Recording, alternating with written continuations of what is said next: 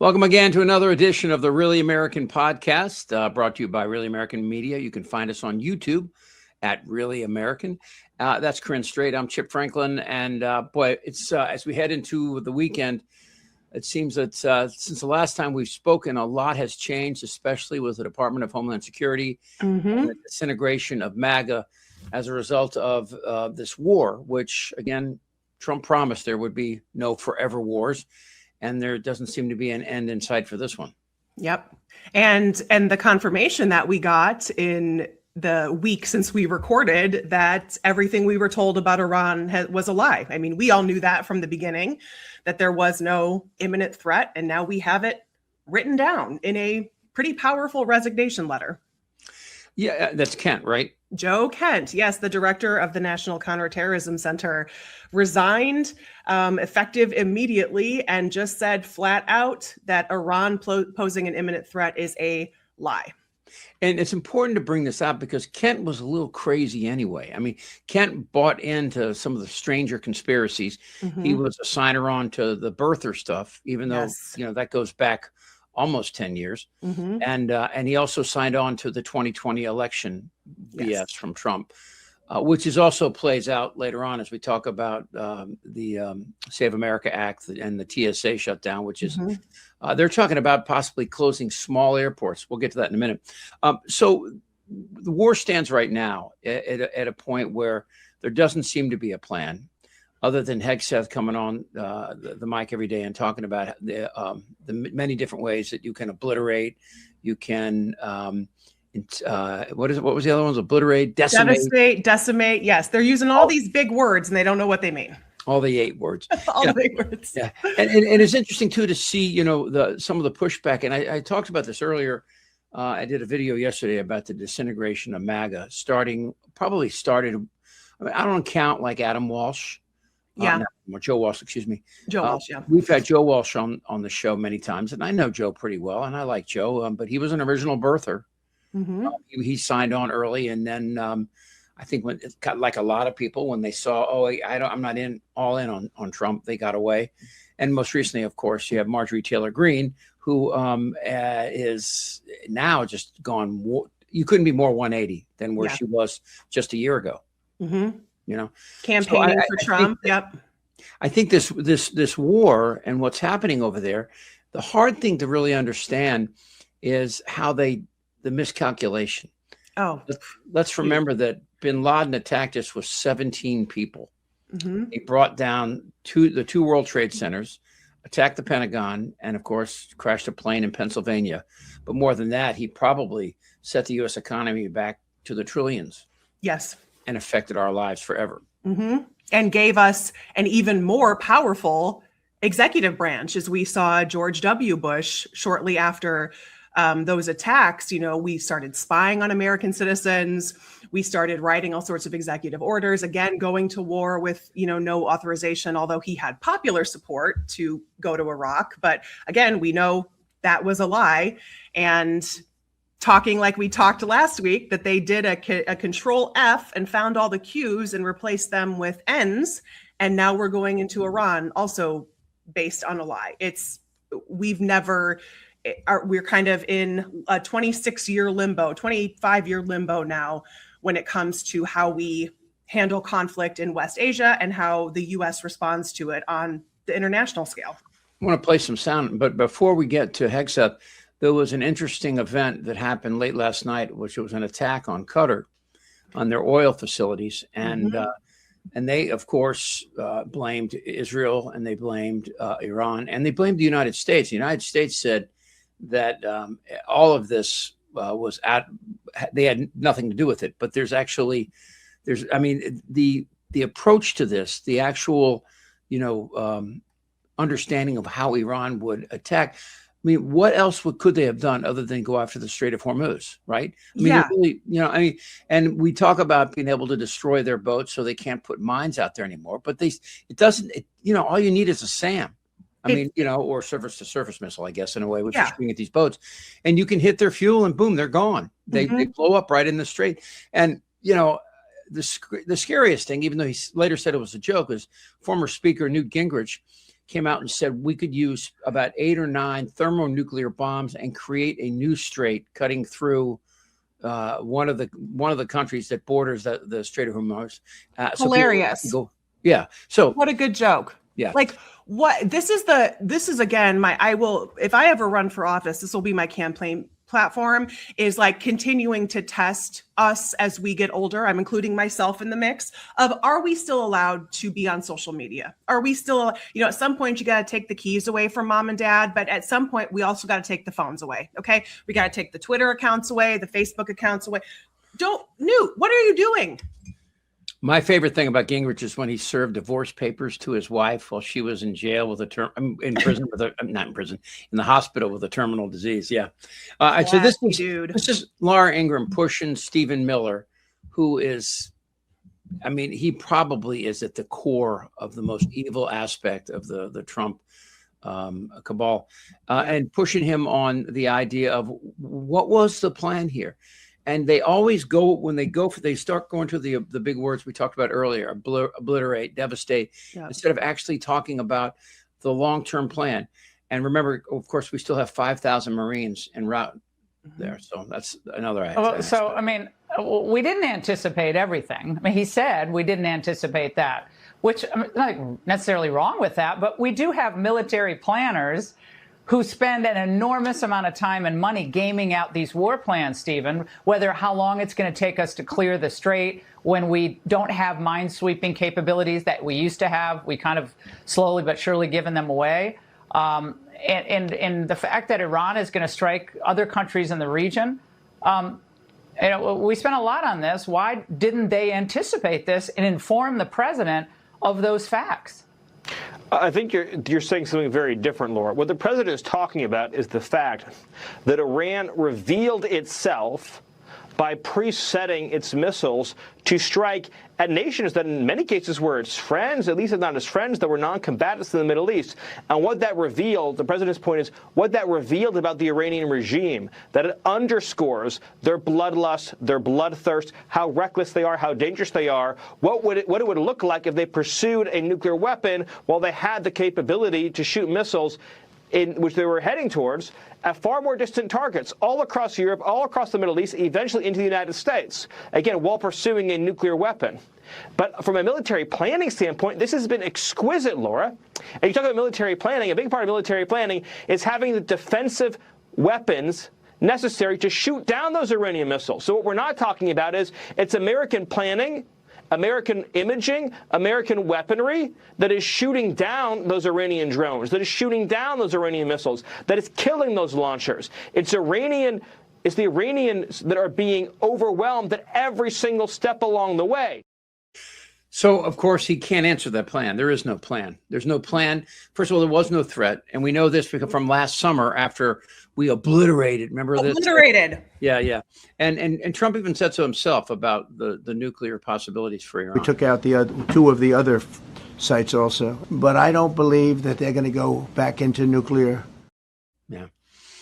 Yeah. He doesn't believe it. So again, remember that? Yeah, he doesn't believe, and now he had a feeling. Fact-based feeling, right? Yeah. I think the president, prior to that phone call, had a good feeling that the Iranian regime was going to strike the United States assets and our personnel in the region. The president had a feeling, again, based on fact, that Iran was going to strike the United States. The president's feeling based on fact that Iran does pose an imminent indirect threat. These decisions are not made in a vacuum. They are made by the president's feeling that Iran was going to strike the United States. So, feeling and beliefs of Donald Trump. That's what we're running on here. And the problem is that there are still a lot of reporters and independent journalists as well that ask tough questions, and they're exposed. It's okay because before we started to see this disintegration inside MAGA, and we mentioned Joe Kent, but it's happening everywhere, and we'll get to Rand Paul and Senator Mullen in a minute. But this idea that the fracturing of MAGA would actually be because of their own actions and start to literally fall apart on top of each other. This is a question about war crimes. You got to listen kind of carefully. Hegseth starts to take questions, and a woman says war crimes, and instead he jumps to a reporter from OAN, which of course, as we all know, is the Newsmax version of the Fox News Lite. Working alongside our partners, the president will look at what makes the most sense going forward. I appreciate that question. Yes, right here. Crime. Is that the policy of the U.S. military now? Thank you, Secretary Hegseth. Two questions for you. The Vice President has often emphasized that the goal of this war is to denuclearize Iran. Thank you all very much. Appreciate it. Thank you for your time. Appreciate it. So obviously, you know, again, there's no denuclearizing, if that's even a phrase. That's not even a word. Is that? And just understand, I mean, I don't know a lot about this, but I know a little, that creating a nuclear weapon, a fissionable device that you could mount on top of a rocket and then accurately aim it and then blow it up into another area. They don't have the ability right now for the centrifuges. As part of the 2016 plan that Iran entered with President Obama, they got rid of two-thirds of their centrifuges. Yep. They filled up their water reactors with concrete, and they allowed unlimited inspections and to the International Atomic Energy Commission to come in and look. So there was a plan in place. There was, and Trump blew it up. Because it was Obama's plan. The JCPOA, and we have not had inspectors on the ground in Iran since June of last year.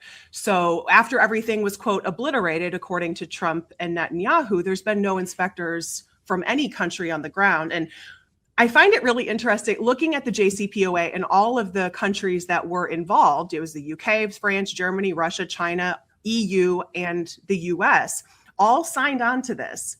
And now Trump is acting like he's all offended because Germany and France and the UK won't help him with the war that he started. And they're like, dude, we had a plan.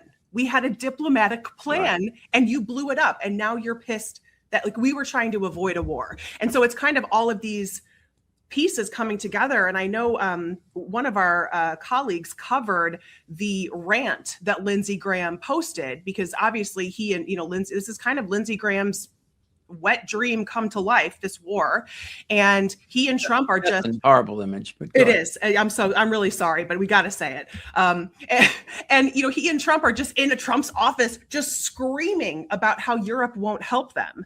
And it's like, Europe was helping us. They were attempting to work on the problem through these other diplomatic channels. And you fucking sent Jared Kushner over there. And then you're surprised. When did Lindsey Graham get so Bush? We're going to blow the hell out of these people. I would screw them if I could. Did you see there's another clip of him from like 2 days after that Fox interview where he said, blow the hell out of them. I think we maybe even talked about it last week, but he was, at the microphone, I believe in front of the Jewish coalition. And he said, I love the Republican Party. We're killing all the right people. Wow. And it's like, wow, exactly. Yeah. Wow. And, it's interesting too, and ironic in a way, that Netanyahu has inadvertently, or maybe I think inadvertently or ironically, has created ginned up anti-Semitism to such a great degree in this country. And it's okay to be against Israel. It doesn't mean that you don't like Jewish people, or you have. And I think a lot of people realize that. In fact, talk to American Jews, and most of them will say, we want this goddamn thing to be over. We want it to be over. And I think that really is, Bush's phrase, the axis of evil. Remember, like how he would describe these countries, and still with Trump's Islamophobic, kind of rhetoric carryover from that administration, I don't think we've really healed from that. We've not really healed from separating the government from the people. And when you kind of weave together the disgusting racist quilt that no doubt Stephen Miller is quilting, in a dark basement somewhere every night because he's just such an angry white supremacist. But when you weave together all of these anti-immigration policies targeting brown people here in the US, it's just part of kind of like the building layers of propaganda. So we're dehumanizing brown people here, then we can go across the ocean and blow up brown people over there, and nobody's going to care because they're not really people anyway. And I think that just kind of speaks to the true dehumanization that has occurred with people living in these countries. Let's go back to the plan thing. So historian Barbara thereof, yeah. Well, historian Barbara Tuchman had this great quote saying, war is an unfolding miscalculation. Mm-hmm. And the idea that, as you heard Miller say earlier, that these missiles were pointed at their friends, right? These friends now don't blame Iran. They're blaming the United States. And I mentioned the most recent is Qatar.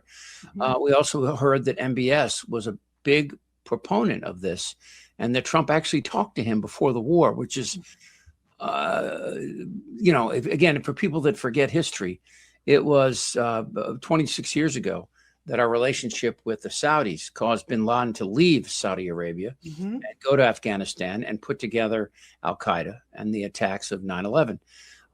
So yeah, this idea that that these countries would all rally around us, it's going the exact opposite way. Even though the attacks against, because here's what Israel's doing: is Israel's going into after, I think we're in Jordan. Is that where Hezbollah is? They attacked Jordan at Lebanon. Yeah. Okay. Lebanon. Yeah, Lebanon. So this idea that the Houthis and ISIS and Hezbollah are hated. Well, they may be hated, but they're also feared, and they have a lot of control in that area. So when you attack them, the last thing these countries, I mean, we're not going to be around to defend them against Hezbollah. We're there for a lot of different reasons. That's a good question. Like, why did we do this?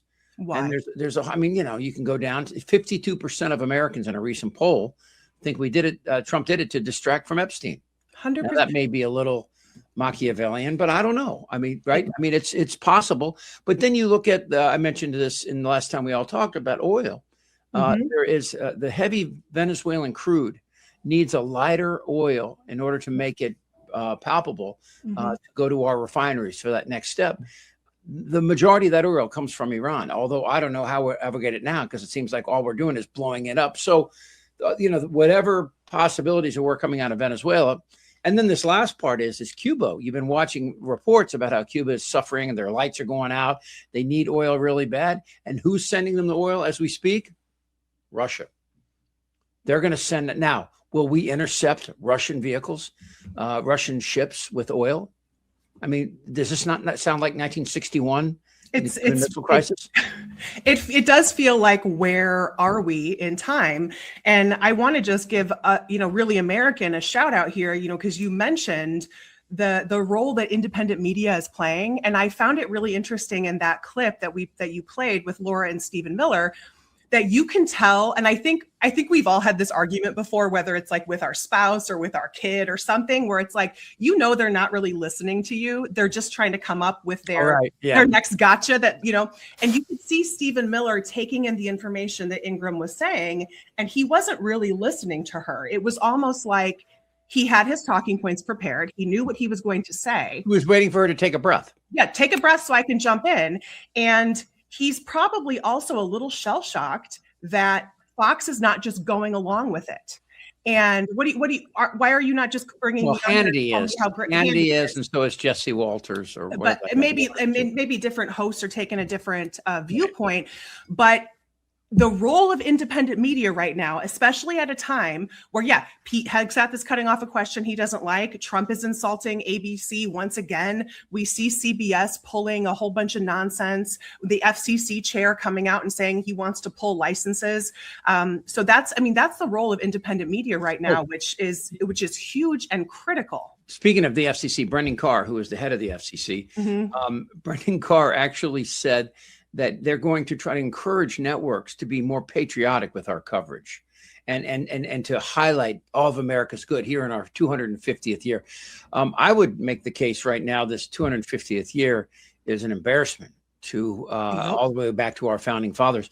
This is, again, kind of along those lines. This is Hegseth, doing his little speech about blowing shit up, and then coming at the end, basically criticizing the press and the people that were in the press room. Listen to this. He's scared, he's injured, he's on the run, and he lacks legitimacy. It's a mess for them. Who's in charge? Iran may not even know. With every passing hour, we know, and we know they know, that the military capabilities of their evil regime are crumbling. They can barely communicate, let alone coordinate. They're confused, and we know it. Our response? We will keep pressing. We will keep pushing, keep advancing.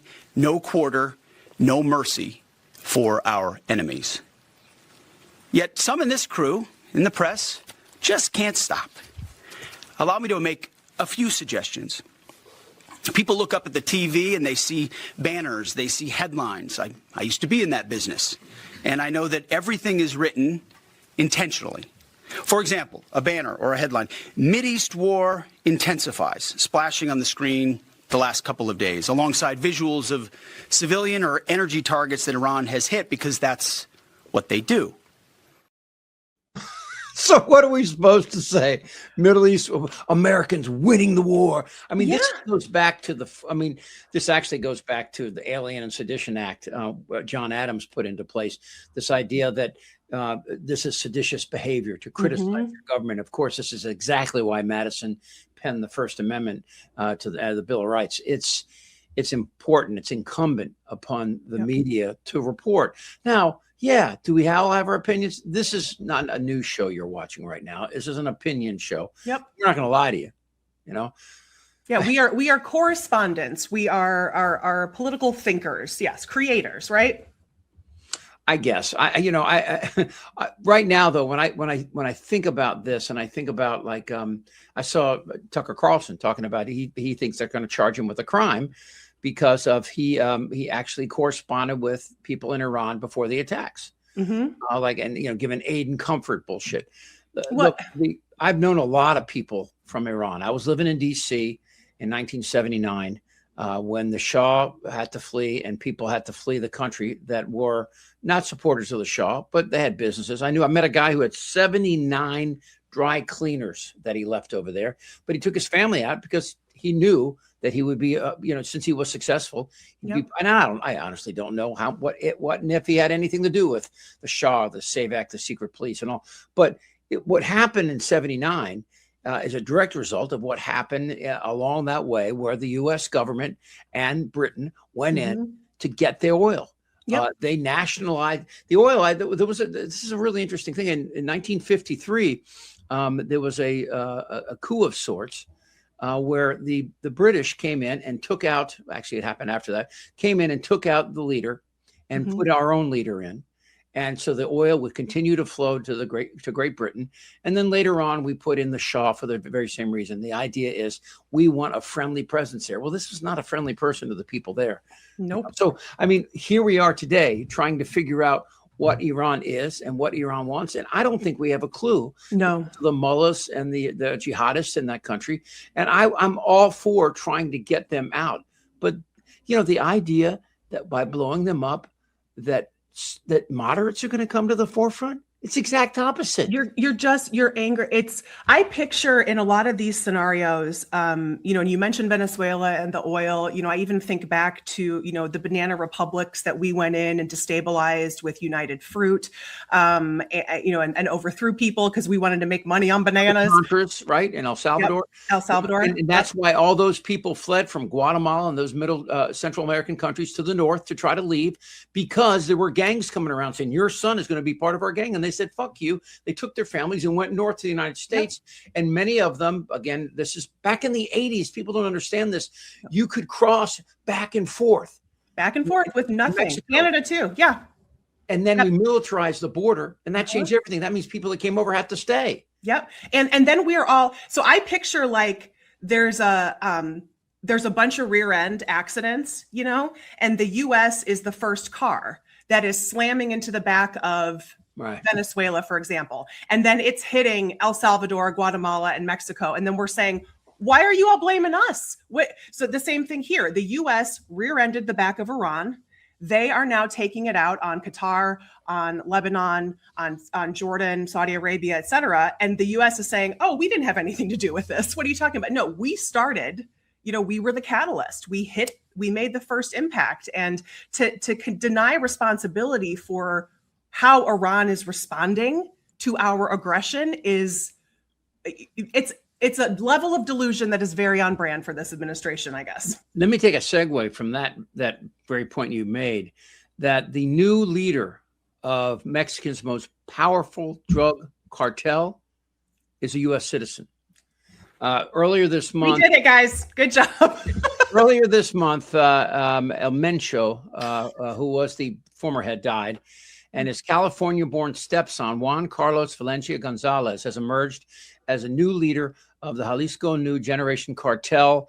And again, he is the stepson of him. He's a biological son of Rosalinda Valencia, and was born in California. And again, this is, look, the only reason the cartel has money is because Americans use their drugs. Yep.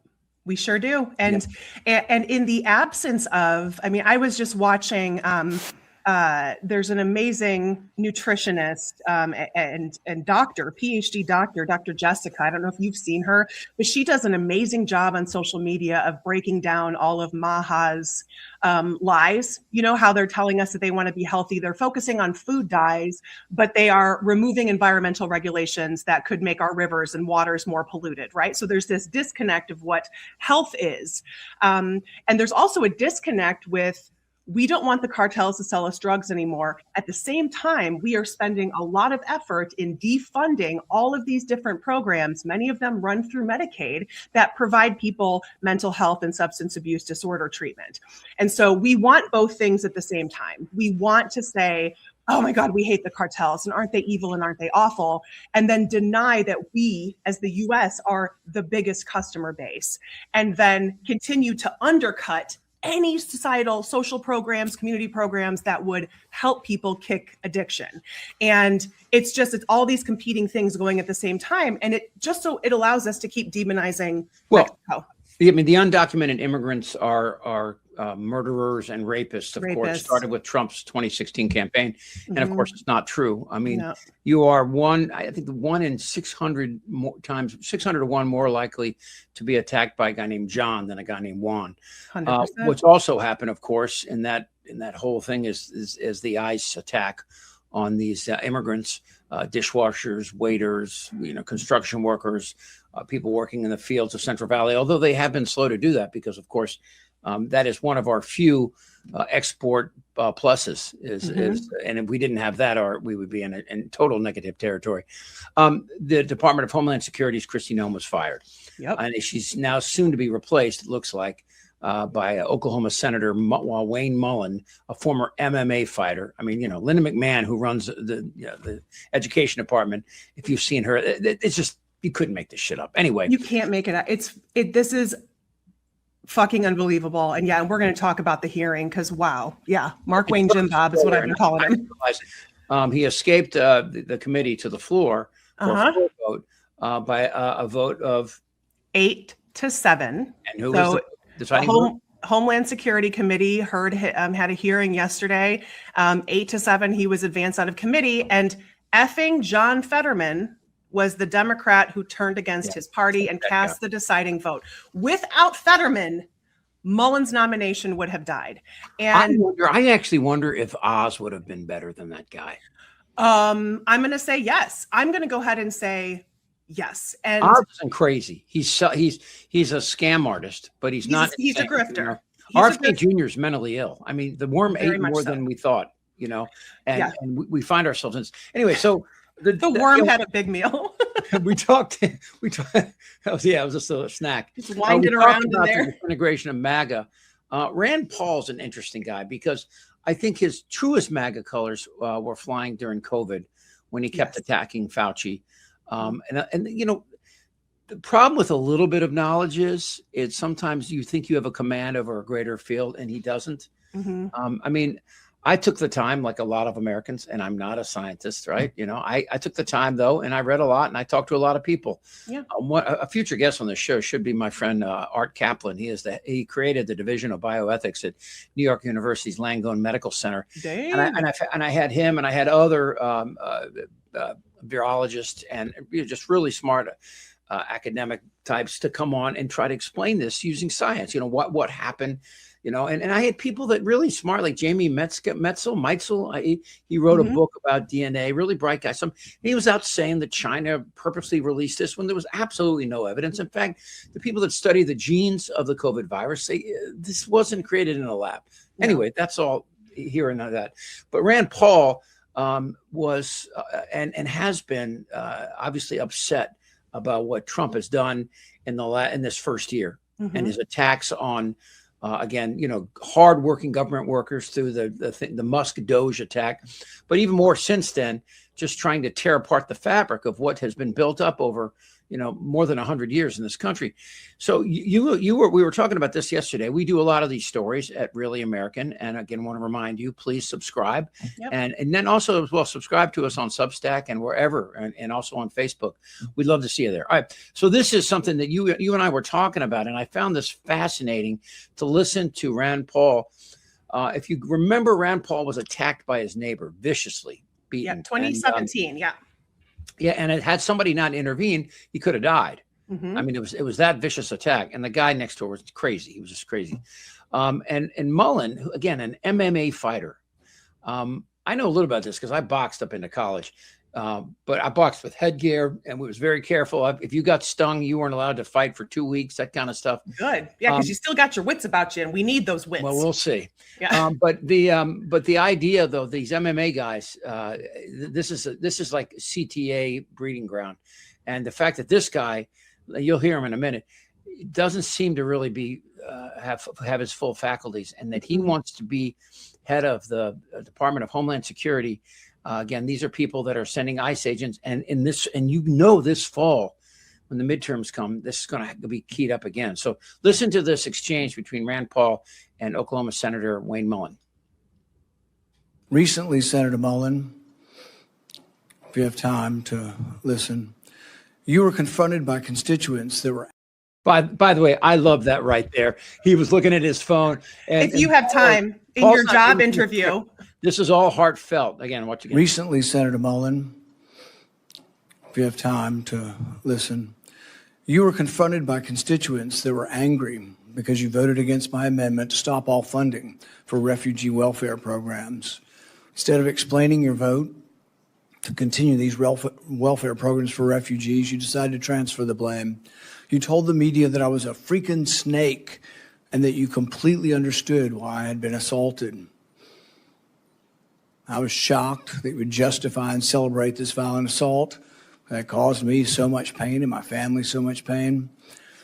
I just wonder if someone who applauds violence against their political opponents is the right person to lead an agency that has struggled to accept limits to the proper use of force. You have never had the courage to look me in the eye and tell me that the assault was justified. So today you'll have your chance. Today I'll give you that chance to clear the record. Tell it to my face. If that's what you believe, tell it to me today. Tell the world why you believe I deserve to be assaulted from behind, have 6 ribs broken and a damaged lung. Tell me to my face why you think I deserved it.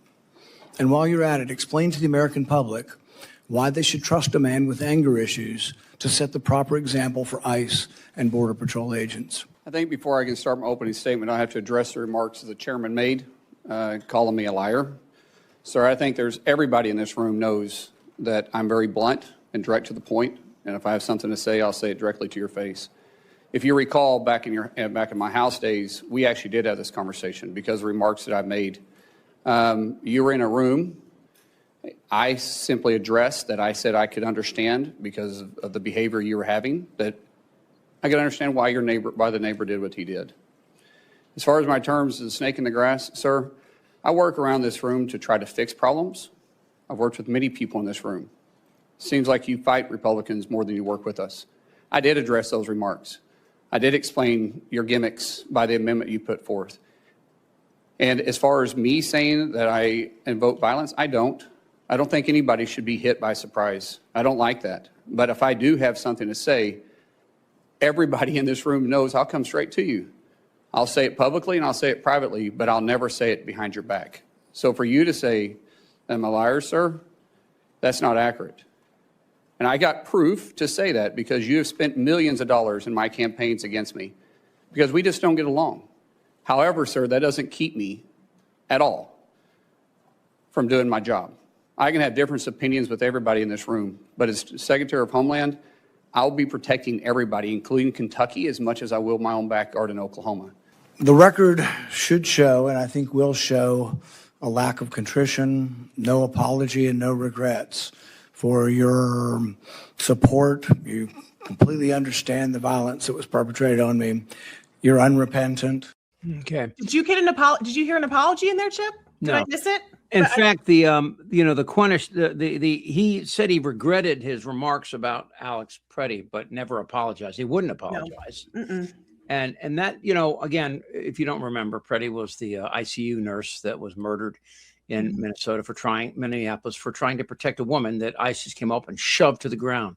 For no reason. It wasn't even the right person. Murder. And the fact that Minneapolis is not allowed to investigate that, and that the federal government obviously is not going to do anything about it. It's interesting. He said that he was deranged. Mullen said Preddy was deranged and was attempting to do maximum damage when he approached the federal agents. When the federal agents actually took his gun legally, which he could legally carry, they took it from him and then shot him to death with 5 shots. And of course, Rachel Good, who was, we've seen this video many times, but she was pulling away from Jonathan Ross, who then shot her in the face. The fact that this guy, with these kind of reactions, is going to be leading up Department of Homeland Security. Now, here's the deal. There's 53 votes. Whether or not if Fetterman votes for him, they should move to, I would do to Fetterman what we did to Marjorie Taylor Greene, which didn't allow her on a committee. If I were the Democrats, I would block whatever committee assignments he had and block him and censor him as best I could. This is an incredibly important appointment that looks like it's going to go through, although we'll see. Do we know when the vote is on this? Don't know. It might be actually today or tomorrow. We'll have to, I'll watch to see when the vote is. But I really thought that I've seen some criticism of Senator Rand Paul that he was using this opportunity, because he's the chair of the Homeland Security Committee, that he was using this opportunity to air his personal grievances with Mullen. And I didn't see it that way. I saw that Rand Paul very deliberately kind of went through his checklist of all of these things that are clearly character flaws and clearly an indication of someone who has a propensity for violence. And at another point in the hearing, Rand Paul kind of played Mullen's scariest hits, I guess. He played kind of a highlight reel that was about 3-4 minutes long that showed all of these violent outbursts that Mullins has had in various different settings. One of them was in a hearing where he stood up and saying, you want to go? You want to fight right now? Let's go. Let's fight. With that Sean O'Brien guy who theatrically was sitting directly behind Mullins at his hearing yesterday to his right. And he knew that this was going to be brought up. And he said, look, we're buddies now. We hashed it out on his podcast. And I'm like, okay, bro. But what you saw from Mullins was not only a complete lack of remorse, a complete lack of hindsight. And I kept watching his testimony saying, this is his job interview and on public, on camera. And he could not care any less about looking like a civilized person. And, Senator Richard Blumenthal from, again, he's from Connecticut. He was talking about these judicial warrants. Under Nome, we saw a lot of ICE agents literally breaking into homes. Okay. Yes. And so he asserted, according to a whistleblower, that ICE agents have been instructed to break into homes, and Mullins pushed back, saying that the term break-in was used loosely. And he said that they would get a warrant, except for the cases where they said they were chasing somebody. They didn't, not that they saw him go into the home, but they were chasing him and they suspected they were in the home. Look, first of all, ICE agents aren't law enforcement officers. Their job is one thing, and that is to enforce the border control, right? Which it's is immigration customs enforcement. They're not cops. They're not allowed to be going and kicking down doors like they've been doing. Again, Senator Andy Kim, a New Jersey Democrat, asked Mullins if he would consult with commanders before opening planned detention centers for immigrants, and he would not answer it. This is actually a guy that could be a lot worse than Nome. 100%. I think he absolutely is. I think there's definitely a perspective with Kristi Noem that she was maybe a little naive, maybe not inherently evil, but was certainly willing to go along to get along. Face.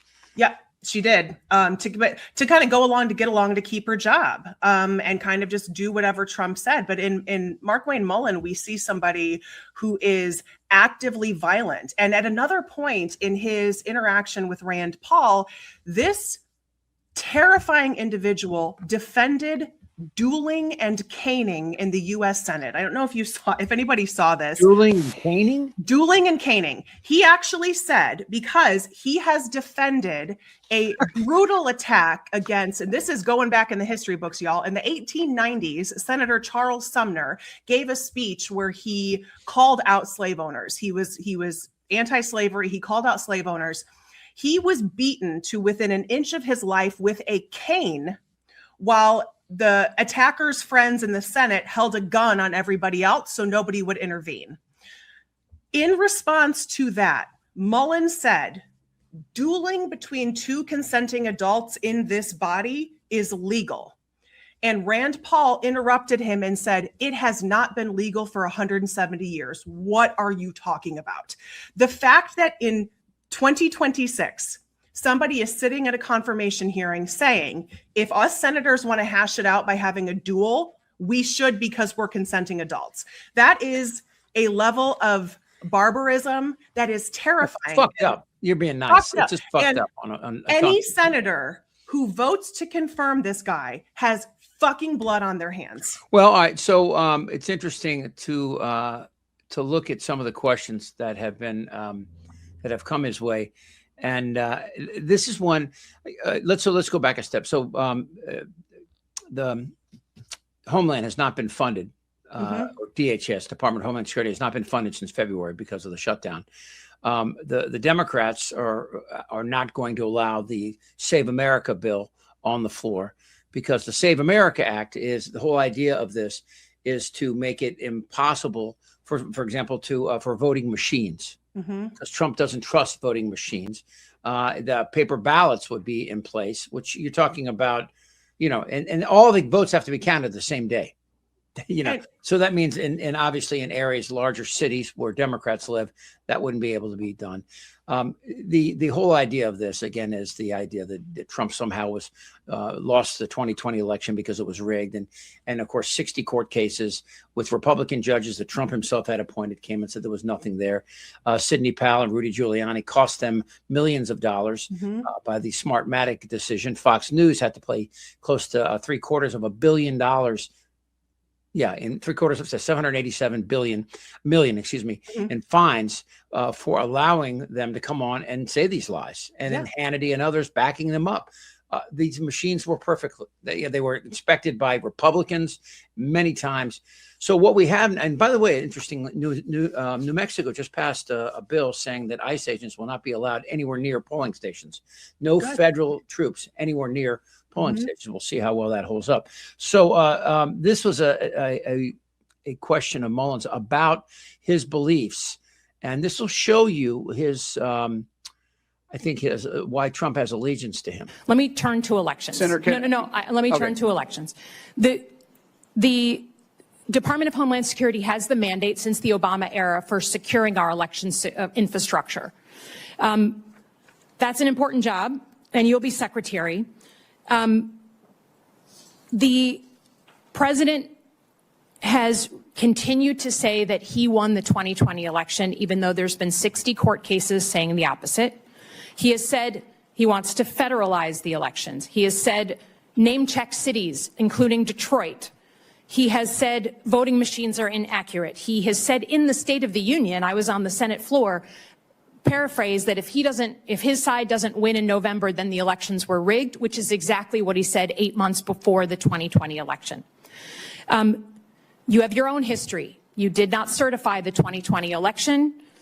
There are people at the Department of Homeland Security, 3 people specifically, who are well-known election deniers now running election security functions. Who won the 2020 election? Ma'am, we know that President Joe Biden was sworn into office. He was the president for the last 4 years. But I do believe won the election? My job as Department of Homeland Security Secretary will be to make sure that we assure that the elections are fair and people can trust them. Does the federal government run the elections process, or do states? It's very clear in the Constitution that the states control state elections, and then there is some federal oversight that's on it, but the federal government can set some standards. So if you're talking about the Save American Act requiring you, which is within the Constitution, by the way, requiring individuals to be citizens of the United States, I don't think it's too much to ask somebody to prove they're a citizen of the United States. That's not what we're talking about. I'm talking about administering the elections. If you are Secretary of Homeland Security, do you feel you have the authority to put uniformed officers at polling locations in 2026? Ma'am, we said this in your office. The only reason why my officers would be there if there was a specific threat for them to be there, not for intimidation. And so I said even though we didn't need it that. during World War II, we didn't need it during Vietnam or the War on Terror, we never had to put uniformed military there. Now you feel that there's going to be a reason that there's going to be an armed threat to the United States that you need to potentially be there? I can't sit there and guarantee hypothetically of what threat would be and not. I'm not putting military. That's not within my privy. Uniformed officers. But if there is a threat, a specific threat, say it's in a Jewish community, and there is a threat that's specific to that polling area, then we will work with local law enforcement. There'll be a reason for us to be there, and it'll be known. So we see their plan. Obviously, 100%, and that's if that does not send a chill down everyone's spine, then you must be dead inside. Because my goodness, and he couldn't even answer the question. And this is exactly, yeah. We talked about the disconnect with Trump telling us in June that Iran's nuclear capabilities were obliterated, and yet 7 months later we went to war. So this disconnect here, and then we have the other disconnect of. The election that was run in 2024 was fine, according to Trump, because he won. So that mechanism 2 years later is no longer sufficient, and we have to completely undo it because it's untrustworthy. It elected all of you idiots. And you know this, that they'll make the threat. Yeah. And they'll pretend it's somebody else and come in. It's the oldest bullshit you've ever seen, and it will work. And the idea, I mean, this is... For Americans that don't see this, you really just got to wrap yourselves around what's about to happen. And it will only happen in swing states. It only happen in cases where the Democrats have a chance either to take a Republican seat, which is they're setting out to do. I mean, I read the other day, the Democrats conceivably could gain 30 seats in the midterms in the House. Yeah, right? Possible. There are 45, I think they've identified as competitive. Yeah, and then of course there's Tillis and Tellurico, Tillis in North Carolina and Tellurico in Texas that seem to have. Tillis is leaving. Excuse me. The Democrat and the Republicans. The Democrat that's running. Barry, I think is his name. Never lost an election in his life, going back to grade school.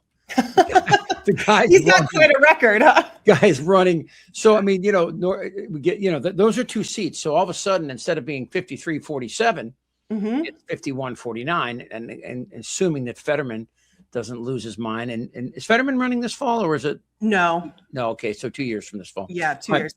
And the logistical nightmare, because I think also the way that the SAVE Act and voting and everything is being spoken about. And I know, Mullen's home state of Oklahoma, my home state of Indiana, our Republican secretaries of state and governors sent our voting information to the Trump administration when they requested it, because they were doing this, quote, investigation about citizenship. I think in Oklahoma, they found 2 non-citizens who were registered to vote, 2. In Indiana, they found 8 who were registered to vote, who had never voted, but they were registered probably as the result of an error, because all you do is click a box at the license branch and you're registered. So no evidence that they ever voted. And I always go back to the election fraud tracker map that is put together by the Heritage Foundation. Okay, so this is not some left-wing craziness. Yeah. And Heritage Foundation, by the way, were the people behind 2025. Project 2025. Yep. They and their election fraud tracker shows 99 cases of non-citizens either being registered or participating in an election since the year 2000. So in the last 26 years, there have been 99 people. Not even close, couldn't even swing a school board race. And by the way, voting by mail, Trump has voted by mail in the last 5 presidential elections. Yes, he has. Yep. And so the logistical nightmare of the idea that, yes, it says in the Constitution, non-citizens don't vote. Everybody knows that. And it has never, ever been a problem. It has never been a real problem at all. And voter ID, I mean, again, I get into this with people, even Democrats, that go, oh, well, look, the Fifth Amendment to the U.S. Constitution says you don't have to self-incriminate you. So when you walk up and you have registered to vote, you have done what the government has asked you and the Constitution has asked you. It is up to the government to prove that you are not eligible to vote, not for you to have to prove that you are a free person and eligible to vote. So again, voter. And by the way, if the federal government wants to pay for these IDs for people in rural communities and seniors and indigent people, yeah, well, then I think that's okay. Then we can come up with some kind of ID for them, but on our dime. They should not have to drive to another. I mean, this is another thing they'll do in these red states. We've seen it other than gerrymandering, is closing voting districts in blue areas and in poor areas. Making it. I mean, I think back to, even in 2024, Marion County, Indiana, which is where Indianapolis is, so our most populous county, they had so few polling stations that our wait times were 4 or 5 hours because it's the most densely populated, it's the most diverse county in Indiana, and they wanted to make it really difficult for people to take 5 hours off of work to go stand in line to vote.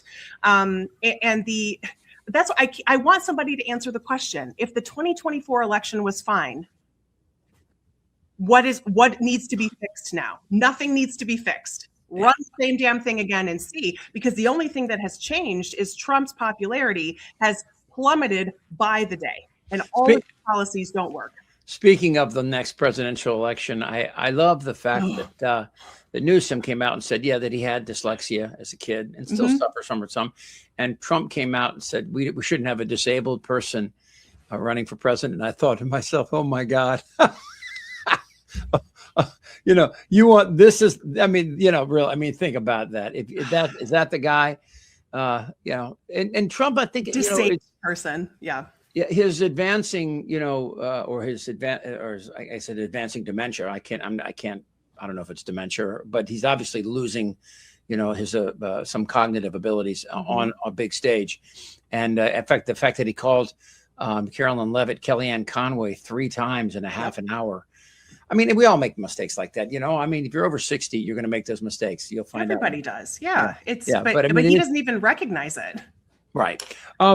So I'm going to get to the TSA real quick and what's happening. Yeah. These people are having to sell blood, take other jobs because they're not being paid. The Democrats put a bill out that said, look, let's fund these guys. And the Republicans said no. And just so everybody can understand this, this whole shutdown could be stopped tomorrow by the Republicans by getting rid of cloture. Getting rid of the filibuster.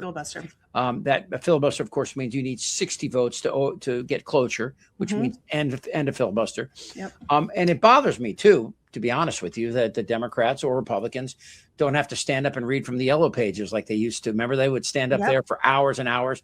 Now they just say, look, we're gonna get this. We have the 60 votes, and so you can't propose this legislation. Funding the federal government and the lack of this is hurting a lot of people, and it goes down a long list, and it eventually reaches farmers and people that are out working 15, 16-hour days with a very small margin. I mean, that farmers, again, this is the backbone of the U.S. economy right now. That and technology. I mean, that's it. Right? We don't make shit anymore. And then one of the reasons we don't make shit anymore is Americans don't want to pay for it. So we have slave labor in China and in Southeast Asia and stuff, so we can get our sneakers, keep those cheap. And as Louis C.K. said once with our phones is, so we can sit on a toilet and write bad reviews of our YouTube video. It's mind blowing.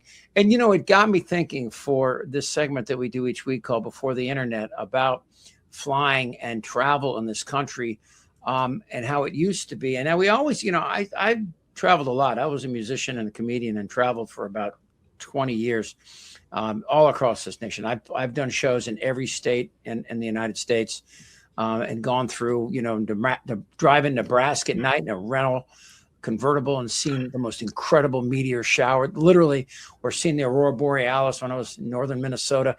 It's a beautiful and amazing country.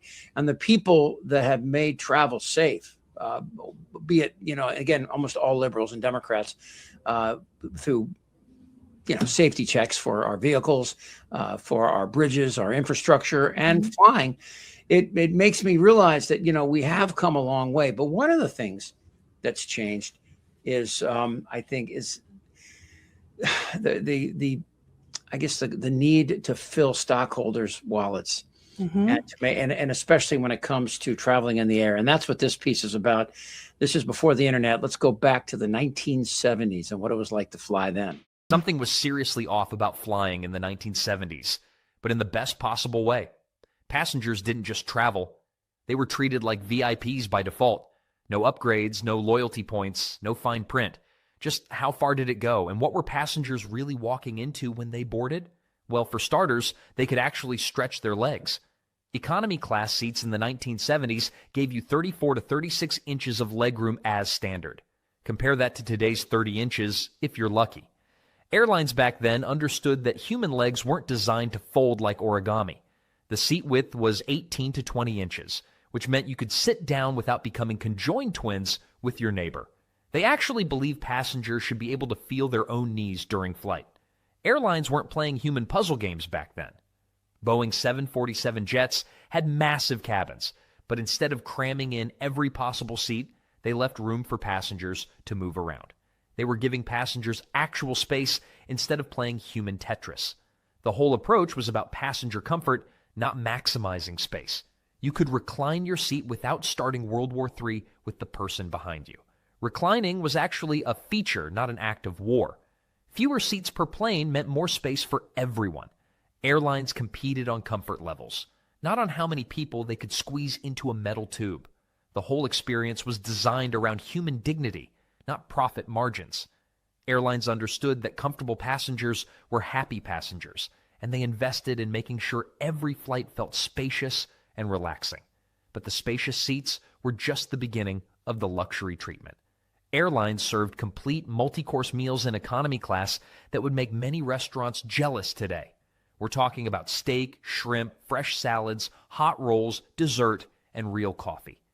The meals were prepared by in-house airline catering kitchens with their own chefs and recipes.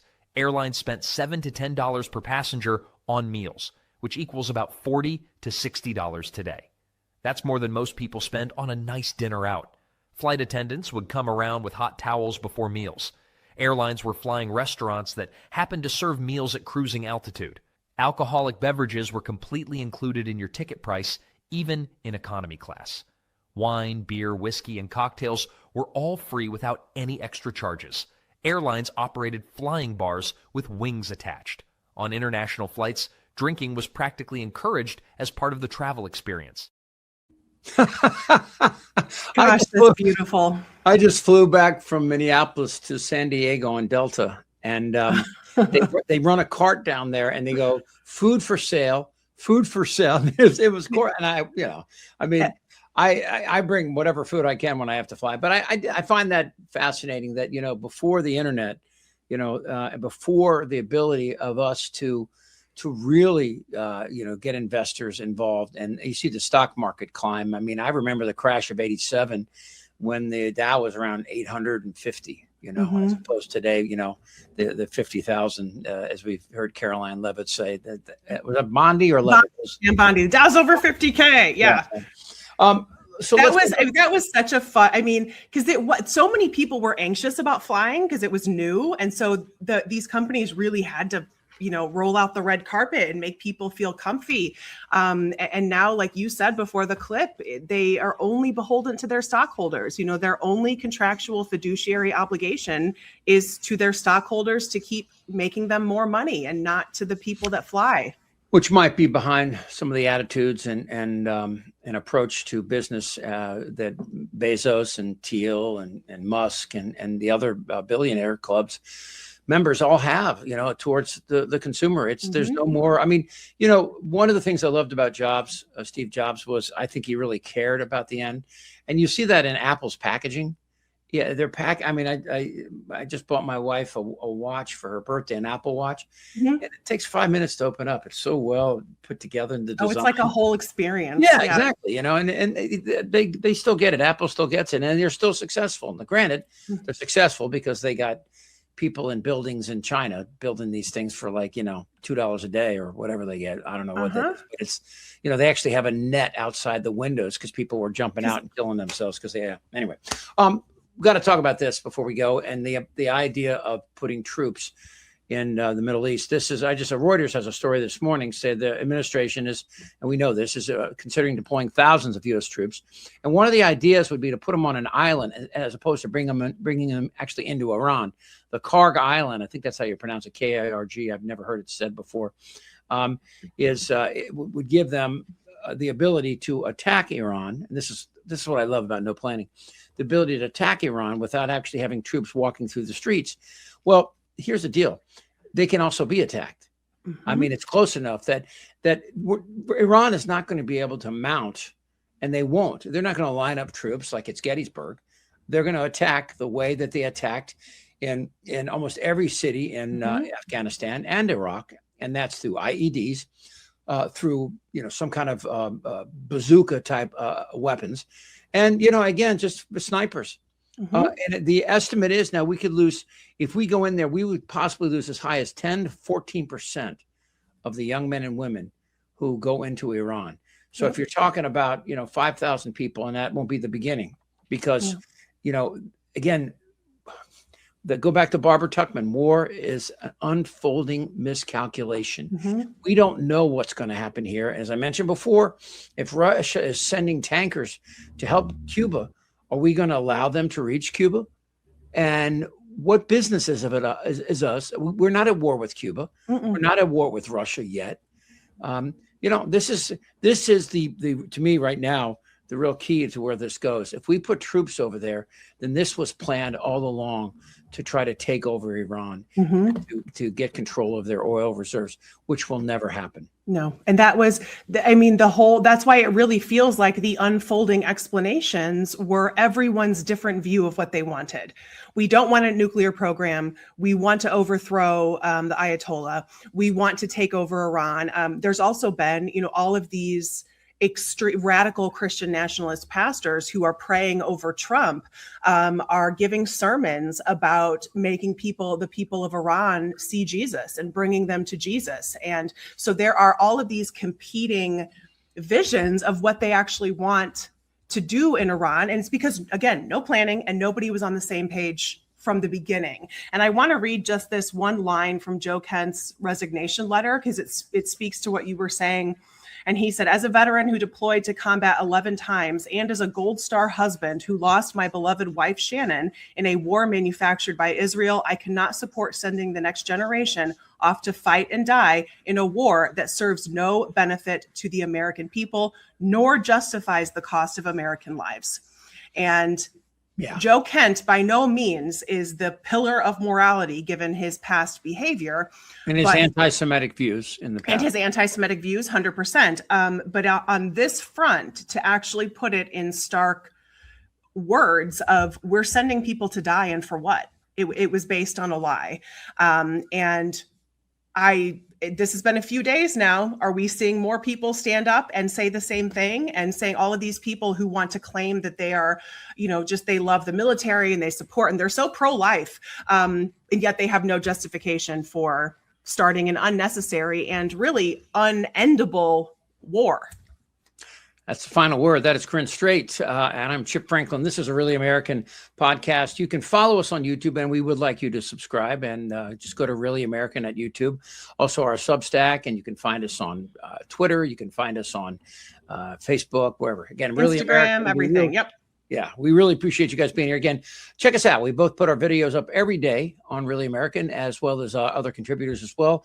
And we'd love to hear from you. All right. Again, I'm Chip Franklin. That's Corinne Strait. This is a Really American podcast. We'll see you next week. See y'all.